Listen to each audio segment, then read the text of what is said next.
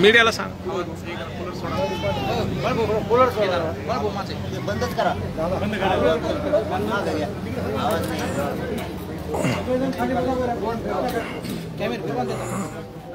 आवाज नाही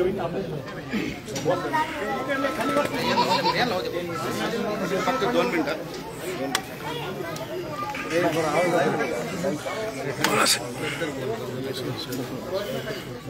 थोडं पलीकडे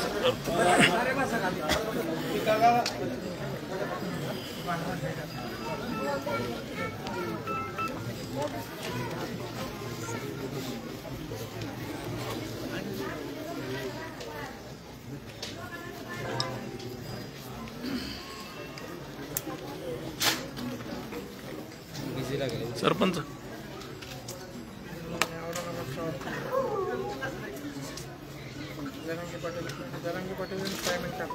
सरपंच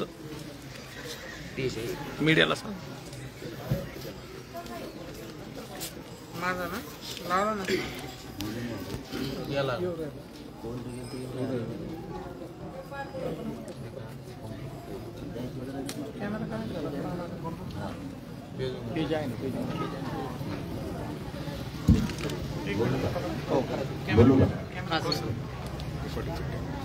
आपलं हे 10 महिन्यापासून आंदोलन सुरू आहे मराठा समाजासाठी. मराठा समाजाला आरक्षण मिळावं. आपण याची परवानगी सुरुवातीलाच घेतली. फक्त ज्या ज्यावेळेस आंदोलन उपोषण सोडले त्या त्यावेळेस ते स्थगित केलेले पुन्हा सुरू केले. स्थगितचा नियम असा आहे स्थगित उठून पुन्हा सुरू करता येईल. तसं आपण याच्या मागेही उपोषण सोडले होते पुन्हा पुन्हा सुरू केलं. तसंच हे सुद्धा आहे. आपण हे आंदोलन उपोषण 4 जूनला करणार आहे म्हणजे उद्या सकाळी 10 वाजता. स्थगित केलेले पुन्हा सुरू केले याला परवानगीची गरज नाही. तरी पण प्रत्येक वेळेस उपोषण सुरू करताना आपण माहितीसाठी म्हणून परवानगीसाठी आणि संरक्षणासाठी त्यांना वेळोवेळी निवेदन दिलेले. तसं आपण पाठीमागच्या 1 महिन्यात दिलेले 15-20 दिवसात दिलेले इथून पाठीमाग. पण त्यांनी आता ती किती तारखेला दिलेले 22/5 ला दिलेले म्हणजे आज 3 जवळपास 15-20 दिवसाला आपण हे निवेदन दिलेलं आहे त्यांना परवानगीचं म्हणजे परवानगी 10 महिन्यापूर्वीच काढलेली 29 ऑगस्टलाच. तरी स्थगित केलेलं पुन्हा पुन्हा माहिती आपण प्रत्येक उपोषणाला देतो तशी यावेळी दिली. कधीच आपल्याला अडथळा आला नाही इथून मग उपोषण करायला. आता उद्या तारीख ही 4 समजून घ्या. मी लय महत्वाचं सांगतो 4 तारीख उद्या 10 वाजता आपण उपोषणाला बसला. पोलीस प्रशासनाने शासनाच्या दबावातून शासनाचा दबाव वरून आलाय त्यांच्या दबावातून आपल्याला 3 तारखेला 6 वाजता म्हणजे आता 7 वाजले 6 वाजता परवानगी नाही म्हणतात तुम्हाला उपोषण काय. उपोषणाला परवानगी नाही त्याचं कारण काहीच नाही. इथून मागे स्थगिती केली पुन्हा उपोषण केले तेव्हा नाही अडचण आली यांना. आता पुढून अडचण आली यांना कशाची. मग यांना कारण दिलं त्यांनी आपल्याला 6 तारखेपर्यंत आदर्श आचारसंहिता आणि कायद्याचं पालन केलं पाहिजे. फक्त हे एक कारण सांगितलंय. आणि आणखीन निवेदनाचं दुसरं एक कारण असं कारण दिले त्यांनी. आता मी त्यांना प्रश्न विचारला तेव्हाच तुम्हालाही सांगतो. त्यांना प्रश्न विचारलाय आचारसंहितेत आमरण उपोषण करता येत नाही किंवा आंदोलन करता येत नाही तर आंबडला कडक आचारसंहितेत तशी समोर आंदोलन सुरू होतं ते कसं काय होतं. त्यांना उत्तर देता नाही आलं. तेच नाही देता. आचारसंहितेचं आम्ही पालन करतो 100% आम्ही पालन करतो. आचारसंहितेचं कायद्याचं सन्मान आम्ही करतो. आम्ही तुम्हाला तसं निवेदन पण दिलेलं आणि हे सलग आंदोलन चालू आहे. म्हणजे हे काय अचानक नाही सुरू झालं ना करायला. हे सलग सुरू आहे. त्याच्यामुळे सलग सुरू असणारं काही असलं तरी रोखता येत नाही. तरी त्यांनी आपल्याला समजपत्र दिलं. आता मला सांगा तुम्ही 6 वाजता समजपत्र दिले उद्याच्याला 4 तारीख आहे. माग सभा आपल्या काही रोखल्या होत्या त्यावेळेस 4-4, 5-5 दिवस टाइम होता. आपले बांधव हायकोर्टात गेले, मान्य न्यायालयाने आपल्याला न्याय दिला. आंदोलन सुरू झाले. मुंबईच्या वेळेस सुद्धा आपल्याला रोखलं, मान्य न्यायालयाने आपल्याला रोखलं नाही. त्यांनी सांगितलं तुम्हाला मुंबईत येऊ द्यावं लागेल. आपल्याला आमरण उपोषण करताना एक याचिका दाखल झाली होती करायचं नाही म्हणून. तिथं मान्य न्यायालयाने आपल्याला न्याय दिला. तुम्ही आमरण उपोषण करायचं, त्यांचा अधिकारी लोकशाहीनं घटनेने दिला, ते रोखता येणार नाही. हे न्यायालयाने झापिलं यांना. आता मला सांगा, 4 तारखेला आमरण उपोषण करायचं, सरकारकडून गृहमंत्र्याकडून दबाव आलाय. गृहमंत्र्याकडून दबाव आलाय की हे आंदोलन होऊ द्यायचं नाही. तुम्ही आम्हाला नोटीस कधी देताय? मी त्यांना विचारलं, तुम्ही जर 3-4 दिवसापूर्वी दिली असती तर मान्य न्यायालयात गेलो असतो. तुम्ही आत्ता दिली. आता आम्ही न्यायालयात जाणार का? रात्रीतून न्यायालय कसं न्याय देणार आम्हाला? उद्या सकाळी आम्हाला बसायचं. तुम्हाला आम्ही 22 तारखेला दिलेलं निवेदन तसं 29ला म्हणजे 10 महिन्यापूर्वी दिलेलं, द्यायची गरजच नाही, पण तरी दिलंय आम्ही. मग तुम्ही आम्हाला द्यायचंच होतं, खरंच नाकारायचं होतं तर तुम्ही आम्हाला आधीच नाकारायचं. ताबडतोब तुम्ही तेव्हा नाही नाकारलं. आता तुम्ही आम्हाला आत्ता नाकारायला लागला. 6 वाजता आत्ता रात्रीतून मान्य न्यायालय पुढे जात नाहीत, आम्ही जाता येत नाही. उद्या तुम्हाला होऊ द्यायचं नाही. याचा अर्थ असा डाव दिसतो त्यांचा. आचारसंहितेचे खोटे गुन्हे आपल्याला दाखल करायचे म्हणजे आपण कायद्याचा सन्मान करत नाहीत, असा एक त्यांचा याच्यातला डाव. यांचं दुसरं कारण काय आहे की लोकसभेच्या निवडणूक आहे, निकाल कायदा सुव्यवस्थेचा प्रश्न निर्माण होईल. आमची तुम्हाला विनंती आहे प्रशासनाची की आपण एक 2-3 दिवस पुढे ढकलावं. 6 तारखेपर्यंत आचारसंहिता आहे आणि कायदा सुव्यवस्था बिघडून उद्या ही म्हणजे यांना 2 कामं ध्यानात ठेवा. काय करायचं? आचारसंहितेचं उल्लंघन केलं म्हणून आपल्यावर ठपका ठेवायचा आणि खोटे गुन्हे दाखल करायचे. यांचा प्लॅन सांगतो मी. यांचा डावच यशस्वी होऊन देत नाही, तुम्ही काहीच करू नका. यांचा डाव आहे.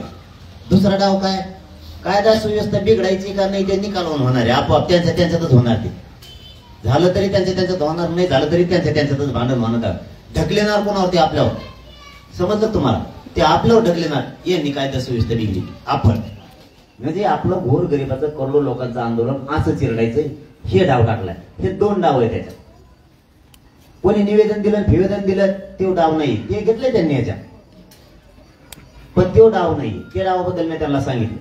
समजा आता आमच्या इकडच्या कोपऱ्याला दलित बांधव आहे, ते जर तिकडे उपोषणाला बसले, इकडचे मराठी म्हणू शकत नाहीत तुम्ही उठा म्हणून, कारण त्यांच्या अधिकारात हे सारे बांधतो.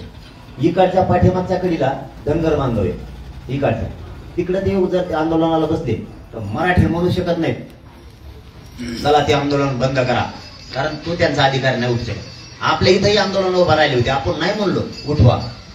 जर कोणी सही करून निवेदन देऊन जर मराठ्याचं आंदोलन उठत असलं तर एकामेकाच्या उठी दे लगेच. मी सांगितलं त्यांना, मी उद्या त्याला निवेदन देतो, मोदी साहेबांनी किंवा राहुल गांधी साहेबांनी शपथ घेऊ नये सरकारची, नाही घेणार का ते? मी त्यांना दुसरा प्रश्न केला, जालन्याच्या कलेक्टर ऑफिस समोर किंवा अंबडच्या तहसील समोर लोक आमरण उपोषणाला बसतात, अंबडच्या लोकांनी जर निवेदन दिलं आम्हाला यांच्यामुळे त्रास होतोय, जायला त्रास होतोय, गाड्याला त्रास होतोय, तर तुम्ही ते सगळे उठवणार का? किंवा मी निवेदन दिलं की ही इथं कलेक्टर ऑफिस झाल्यामुळं आमच्या लोकांना लय त्रास व्हायला लागला, हे कलेक्टर ऑफिस उचला इथून अमरावतीला जाऊ द्या, आमच्या लोकांना लय त्रास व्हायला लागला, असं जमल का? याचं उत्तर त्यांच्याकडे नाही. म्हणजे हे असले कारण आता त्यांचा खरा डाव असा दिसतो सरकारचा, प्रशासनाला दोष देऊन उपयोगच नाही. सरकारचा असा डाव आहे, बरीच फोडाफोडी करून त्यांना मराठ्यांचं आंदोलन मोडायचं दिसतंय असा अंदाज आहे. दुसरा, यांना काय करायचंय की हे निवडणुकीचं निकालाचं कायदा सुव्यवस्थेचं आपल्याला दाखवायचंय आणि कुठं काही झालं तरी ते आपल्यावर ढकलायचं, आपल्यावरच ही डाव या आपल्यावर ढकलायचं. मी एकूण त्यांच्या बोलण्यावर माझ्या लक्षात आलं आणि मी चतुर आहे, समाज चतुर आहे म्हणून हे उघडं पडते आणि आपण टिकलेलो इतके दिवस म्हणून टिकलेलो. त्यांचा दुसरा असा प्लॅन आहे त्यांचा की आचारसंहितेचं उल्लंघन केलं, आचारसंहितेचे गुन्हे मग आपल्यावर दाखल करणार आणि आचारसंहितेचे गुन्हे शक्यतो झाले नाही पाहिजे. मग हे सांगायचं आचारसंहितेच्या आत यांनी केलं उपोषण, मग काय पर्याय? मग हे जाणून बुजून आपल्याला कोणत्यात आणायचं? निवेदन फिवेदनाचं काय नाही, जे कोणी निवेदन दिलं ना त्याचा काही विषय नाही, त्याच्याबद्दल आम्हाला काही वाटलं नाही वाटणार नाही. हजारोंना विरोध केलेला आहे, आम्ही 10 लाख लोकांच्या सह्या देऊ किंवा कोणी दिलं ते आंदोलन बंद नाही करीत मी, कसला विवाह घेऊन तुम्ही पुणे एवढे आंदोलन मी बंदच नाही करत मराठ्याला आरक्षण मिळून काही होते ते माझा जीव गेला तरी नाही फक्त डाव ओळखायला लागते आणि मग करायला लागते डाव काय ओळखायला लागते आचारसंहितेचे खोटे कारण सांगून खोटे गुन्हे दाखल आपल्यावर करायचे सरकारला इथं सापडत होतं आपण कुठं सापडू नये काय सापडायचंय विनाकारण खोटं बोलू दुसरं की निकालात काही कुठं महाराष्ट्रात वाद होते कुणी पेती ती त्यांच्या त्यांच्यात पडते त्यांच्या भांडण करतात आपल्यावर ढकली आपले बांधव इथं हजाराने येणार आहेत मी जबाबदारी बोलतोय इथं हजारांना लाखांना येणार आहेत उद्या त्यांचेच लोक म्हणजे आपले बी काही मिसळलेले आता फुटलेत ना काही आपले जातीकडून राहण्याऐवजी सरकारकडून राहायचंय वाटतं किंवा जातीत वाटतं काय जे असं ते त्यांचे त्यांना माहिती आपल्याला काय माहित नाही आपल्याला काय कोणाचं नाव घ्यायची गरज नाही त्यांना महत्व द्यायची गरज नाही आपल्याला हेच घडून आणू शकतात इथं वळताना जाताना गाड्या येताना जाताना गाडी इकडे घे तिकडे घे दारात लावू नको अंक कर त्यांनीच धिंगाणा करायचा आणि आपल्यावर लोटायचं हेच करू शकते जर हे जातीच्या विरोधात आंदोलनाच्या विरोधात येऊ शकते तर हे सुद्धा ते करू शकते कोणाची गाडी पेटून दी आपल्याच यांची इकडे भेटायला आल्यावर तिकडे मोकळी असताना हे कुठाने करणं हे करू शकते आणि जातीय तेढ हेच निर्माण करू शकते हे ज्यांना आंदोलन हो नाही वाटतं ना ते कोण आहेत हेच करू शकते आता यांना जातीचं पाप डोक्यावर घ्यायचंय त्याला आपण काही करू शकत नाही कुणीच आपला त्यांच्यावर रोष बी नाही आणि समाजाचा नाही समाजाने धरू बी नाही ज्याची त्याची नियत असती आणि नियतीला कोणीच काही करू शकत नाही शेवटी नियत म्हणजे ही काय असती ही आता त्याला नावे लागली ज्याची त्याची नियत असते आपली नियत समाजाच्या बाजूने त्याच्यामुळे हेच घडून आणते 4 तारखेला आणि ते निवडणूक ढकली देणार आपल्याला काय म्हणते तुम्हाला आधीच नोटीस दिली आहे कायदा सुव्यवस्था बिघडणारी आचारसंहिता आहे आणि 6 तारखेपर्यंत तुम्ही करू नका आणि म्हणलो होतं तुम्ही ऐकलं नाही तुमच्यावर चालू करा बंदी म्हणजे हल्ला फल्ला पुन्हा करणं गुंडळून नेणं पुन्हा आपल्यावर फट्या केसेस करणं हे यांचा आत्ताचा डाव होता म्हणून आम्ही आता असं ठरवलंय आम्ही म्हणजे गावकरी बसलो होतो बाकी त्यांना नाही पण गावकरी आम्ही बसलो मध्ये ग्रामस्थ म्हणून त्याला गावकरी ऐवजी कारण ग्रामस्थ म्हणजे जेवढे आंदोलन फिरी ते आम्ही ग्रामस्थ बसलो म्हणलं काय करायचं मला तरी वाटतं की हे आपल्यावर ढकलेणार आहेत हे डाव आहे यांचा डाव आपण शिजून देऊ नये कारण आता बहुत डाव मोडलेले आपण जितकंच ठरवितो ते खरं ठरलेलं आहे आतापर्यंत त्यामुळे हे एवढंच यांना कारण आहे निवेदनाचं कारण नाही ते बहाणा आहे निवेदनावर जर आंदोलन बंद झाले ना उद्यापासून नुसते निवेदनच राज्यात सुरू होते कुणी आंदोलन केलं की निवेदन देणार उद्या राष्ट्रवादीने केलं भाजपने केलं शिवसेनेने केलं मनसेने आंदोलन केलं की त्याने करू नये हे मग निवेदन बंद त्याचं आंदोलन ते होऊ शकत नाही कोणत्या जातीने उद्या आंदोलन केलं की बाकीच्या जाती मग निवेदन देणार त्यांचं बंद करा ही नवीन ट्रेड पाडणार आहे मग हे त्यामुळे निवेदन विषय नाही या निवेदनाच्या नावाखाली त्यांनी गोड बोलून सरकारनं डाव टाकून निवेदन आमिष देऊन काही देऊन ते घ्यायला लावलं आता एवढं मोठं मराठीचं आंदोलन मोडीत काढायचं पाप निवेदन देणाऱ्याला डोक्यावर घ्यायचं सरकारने त्याचा डाव साधला पण मग कारण काय आचारसंहितेचं कारण दिलं निवडणुकीचं निकालाचं दिले की तिथं कायदा सुव्यवस्था बिघडलं तर मग आम्ही आता असं ठरवलंय की आपण इतके दिवस थांबलो आणखी 4 दिवसांनी काय होईल मागत नाही हटायचं हे 4 तारखेला कुठे आहे डाव कळाला ना आपल्याला माहित झालं हे आपल्याला हाणणार आहे माहित झालं ना आता हाणणार आहे मग कशाला आपण हे करायचे आपल्याला माहित आता केसी करणार आहेत पोलीस आणणार आहेत आंदोलन मोडणार आहेत कशाच्या नावाखाली तुम्ही ते निवेदनाला भर नाही देत ती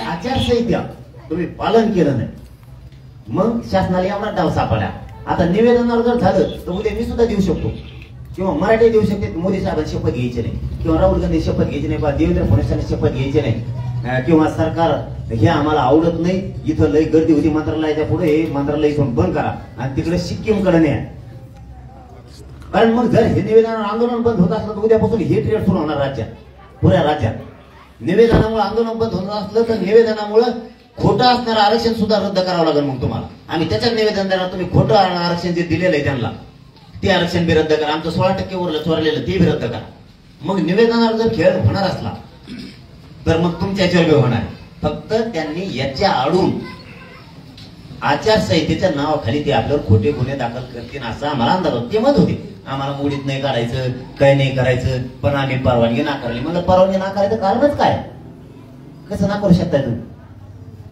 तुम्ही जर आम्हाला आचारसंहितेच्या नावाखाली नाकारताय तर मग आंदोलन सुरू होतं कडक आचारसंहितेत. मी बघितलं, मी फोटो काढलेत. मग ते कुठं बंद केलं तुम्ही? आंदोलन शांततेचं रोखता येत नाही. आमचा अधिकार आहे हो, लोकशाहीनं दिलेला आम्हाला अधिकार आहे. आमच्या जातीचा हक्क मानणं आम्हाला अधिकार आहे, तो आम्ही मानतोय. तुम्ही कसं का रोखू शकता? मान्य न्यायालयात जाऊ आम्ही, पण आता आम्हाला जायला वेळ आहे का? आता कसं जायचं? नाही जायचं. उद्या त्याला बसलं की पुन्हा हे आचारसंहितेचा भंग केला म्हणणार, तिकडं कुठंतरी धिंगाणा होणार आणि त्या धिंगाणात आपल्यावर जातीवर ढकलून देणार गोरगरीब मराठा. म्हणून ग्रामस्थाला आता चर्चा केली. 4ला बसण्याऐवजी आम्ही त्यांना सांगितलं किती दिवस आहे तुमची? 6 तारखेला. आम्हाला 8 तारखेची परवानगी द्या. तुम्ही नाही दिलं तरी मी बस. हे आम्ही विचार केला. तर मला असं वाटतं आपण हे मान्य करावं सगळ्यांनी. 4चं जे आमरण उपोषण आहे आचारसंहितेच्या नावाखाली, त्यांनी आपल्या लोकांवर खोटे गुन्हे दाखल करू नये किंवा निकालपणे त्या गर्दीत जे फितूर झालेले लोक आहेत यांनीच काही दगड बिगड मारून आपल्या लोकांवर ढुकलू नये. गोरगरीबावर इतक्या लांबून येणार आहोत. आणि कारण पैसा जर एकदा मोठा मानला माणसानं तर जातीला ती किंमत देत नसतो. कारण आई बहिणीच्या रक्ताला जर किंमत द्यायची नाही, त्या फरशीवर सांडलेल्या त्या आईच्या रक्ताशी बेमानी करायची म्हणल्याच्या नंतर हे गाडीवर सुद्धा त्या गर्दीत करू शकतात आणि ते आपल्यावर येऊ शकतं. म्हणजे आपल्या गोरगरीब लोकांवर येऊ शकतं. त्यामुळे तुमचा निकाल 4ला लागून जातोय. आचारसंहिता तुमची संपत्ती. आता काय अडचण? आता काय अडचण? आपण उद्या सकाळी न्यायालयात बी जाऊ आणि पुन्हा त्यांना परवानगी त्याच्यावर लिहून दिले. आपण त्यांनी जे दिले ना आपल्याला त्याच्यावर लिहून पण दिले आपण की 8 तारखेला मी आमरण उपोषण करणार आहे 4च्या ऐवजी. तर हे गावकऱ्यांना विचारून केले, ग्रामस्थाला म्हणू गावकऱ्याऐवजी ग्रामस्थांना विचारून केले हे सगळं. आणि हे त्यांनी मान्य केले आणि चर्चेतून. असं काही नाही. कारण 4ला केल्यावर काय केलं असतं यांनी जाणून बुजून ह्यो डाव आपण वर केला, ह्यो डाव वर केला. म्हणून मग आता याच्यावर शिक्कामोर्तब करायचं का आपण 8 जूनचं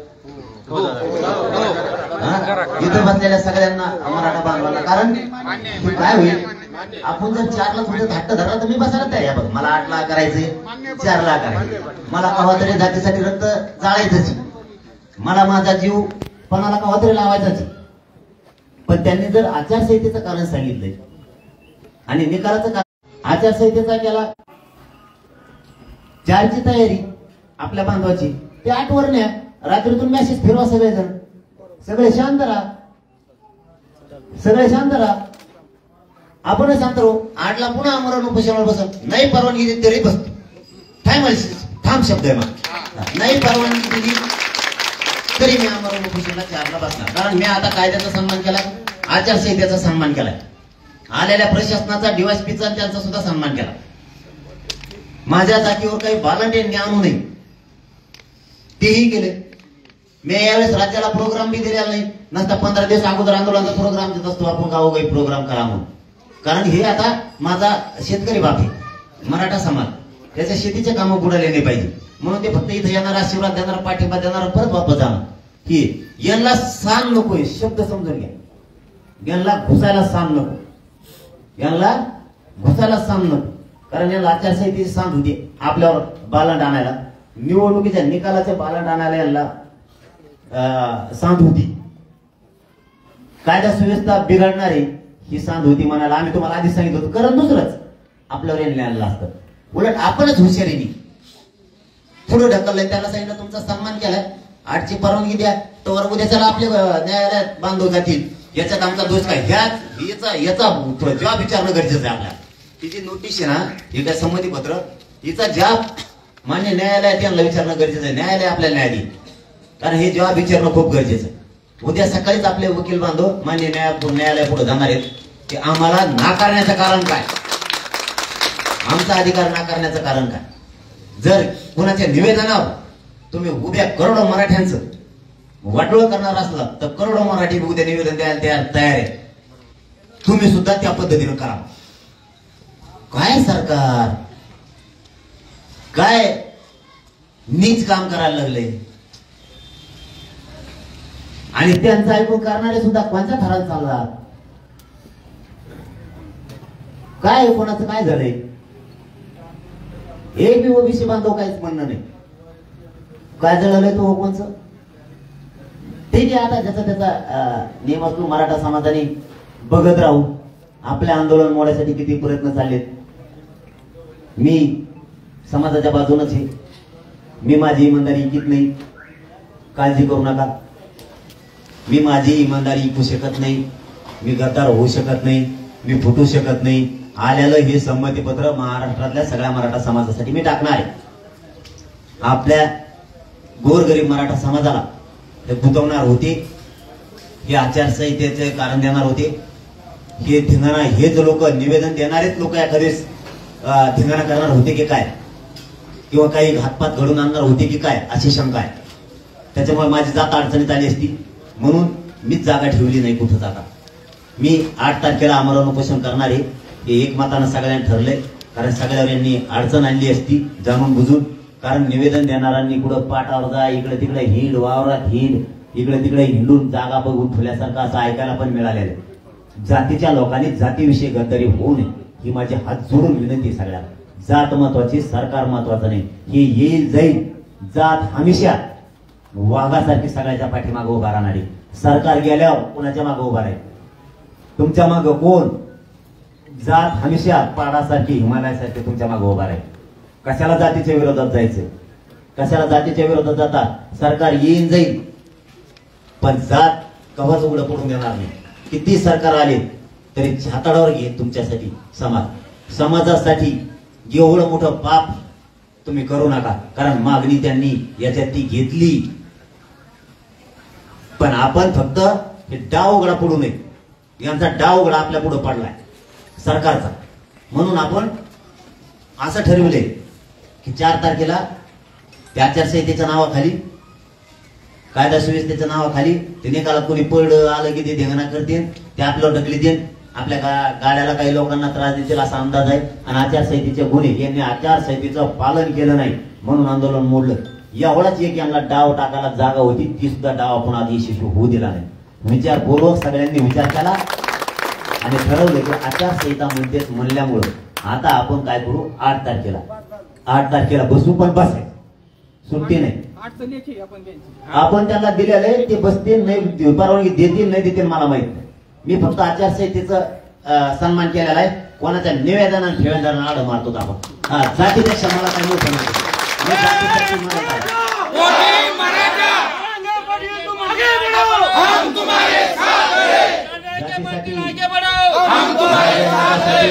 कर्म माझं जातीसाठी लढणं माझी जबाबदारी, ते मी लढतोय. मी 8 तारखेला बसणार आहे. मग 8 तारखेला परवानगी नाही दिली, गोळ्या जरी घातल्या तरी मी झेलणार आहे. फक्त एवढ्या वेळेस कायद्याचा सन्मान मी करणार आहे, आचारसंहितेचा सन्मान करणार आहे. आणि त्या निकालाला सुद्धा कायदा सुव्यवस्था बिघडणं असं त्यांचं म्हणणं नाही. एकूण अंदाजा सगळा लक्षात घेतला, राज्यात हेच घडून आणतील आणि आपल्या जातीवर ढकली देईल. त्याच्यामुळे आपल्या जातीला आता मराठा समाजाला माझं आज या अंतरवाली गावातून तुमचा मुलगा म्हणून आव्हान आहे. शांत, कोणी निवडून आला कोणी पडला तरी आपण पोस्ट करायचं नाही, काय नाही, मजा बघायची. कोणाला पाय लावायचा नाही, कोणाच्या वाटा सुद्धा जायचं नाही. कोण काय चूक करतं बघायचं, 1 महिन्यानंतर बघू काय करायचं ते. तोपर्यंत सगळ्यांनी आपण शांत राहायचे. फक्त आजचं उद्याचं हे डाव टाकल्यामुळे यांनी 4 तारखेचं उपोषण हे 8 जूनला ठरलंय. आणि सगळ्यात महत्वाचं, आचारसंहिता नाहीये, यांना हे आंदोलन मोडायचं होतं. आणि काही आपलेच लोक हाताखाली धरून आपल्या जातीचं आंदोलन, आपल्या लेकराला औषध पाजायचं काम सरकारनं आपल्याच लोकांच्या हातातून सुरू केलेलं, आपल्याच लोकांच्या हातातून. पण आपली इच्छा नाहीये 4 पैसे घेऊन त्यांचे लेकरं सुखात राहतील, आपल्या लेकराला औषध पिची वेळ येईल. म्हणून आपल्याला कोणाचं नाव पण घ्यायचं नाही आणि कोणी कोणाला बोलायचं सुद्धा नाही. कोणी त्यांना काही बोलायचं नाही, काय नाही. त्याच्या संघ हे ठेवायचं आणि लढायचं. ज्याला गद्दार व्हायचं त्याला शेवटपर्यंत समाजाच्या बाजूने राहू आपण मरेपर्यंत. त्याच्यामुळे ज्याचा विषय त्याच्याकडे, कारण त्याच्यात उल्लेख केलेला आहे त्यांनी, म्हणून तो विषय आपल्याला आता घ्यायला लागलाय. पण आपण वय केलं त्याच्यामुळं काही होत नाही. कारण अशा जर सह्या कोणी देऊन, निवेदन देऊन जर आंदोलन थांबले तर आपण सुद्धा बाकीच्या आंदोलन बंद करू शकतो.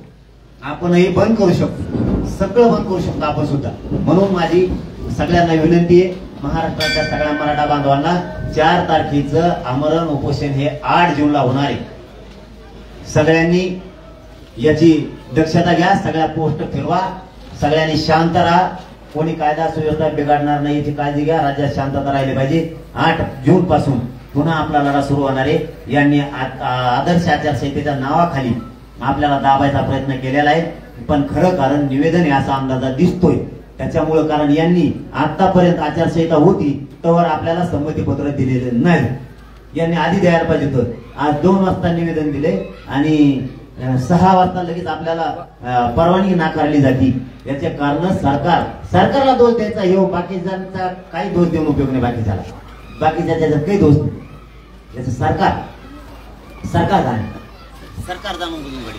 म्हणून सगळ्याला विनंती, सगळे शांत राहा. आपण कोणालाही बोलायचं नाही, कोणाला फोन लावायचा नाही, कोणी निवेदन दिलं म्हणून सुद्धा विचारायचं नाही. आपण 8 तारखेला आपलं आमरण उपोषण सुरू होणार आहे आणि आंतरवालीला 4 जूनला कोणीही येऊ नका. सगळे आपण आपल्या गावात राहा. कोणीही 4 जूनला येऊ नका ही सगळ्यांना हात जोडून विनंती आहे. आपलं आमरण उपोषण 8 जूनला आहे. 8 जूनला तयारी करा. मी 6 जूनला शक्यतो बहुतेक राज्याभिषेक सोहळ्यासाठी दर्शनाला जाणार आहे. त्यामुळं आपण सगळ्यांना विनंती आहे, 4 जूनला कोणी येऊ नका. 8 जूनला परवानगी नाकारली तरी बसणार आणि गोळ्या घातल्या तरी बसणार. सकाळी 10 वाजता 8 जून. धन्यवाद.